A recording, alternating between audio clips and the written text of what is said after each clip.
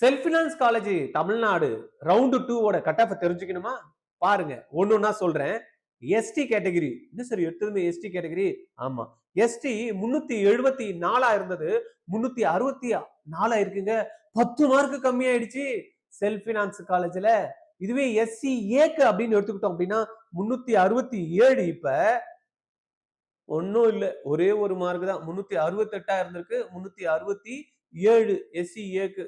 எஸ்டிக்கு 10 mark, எஸ்சிஏக்கு 1 mark தான். அப்ப எஸ்சிக்கு 416 இருந்திருக்கு. 411 இப்ப வந்து மாறி இருக்கு. 5 மார்க் லட்டு மாதிரி கம்மியா இருக்கு. இதுவே எம்பிசி கேட்டகரியில இருக்கிறவங்களுக்கு 475 இருந்தது. ஆனா 2 மார்க் தான் கம்மியா இருக்கு. 473.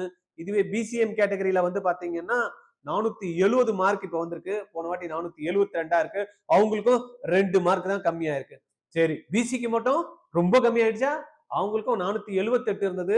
476 தான். 2 மார்க் தான் கம்மியா இருக்கு.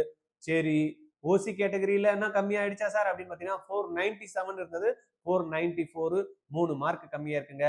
இதுதான் எஸ்எஃப் செல்ஃப் பைனான்ஸ் சொல்றாங்களே private colleges Tamil Nadu round 2 MBBS ஓட கட் ஆஃப்.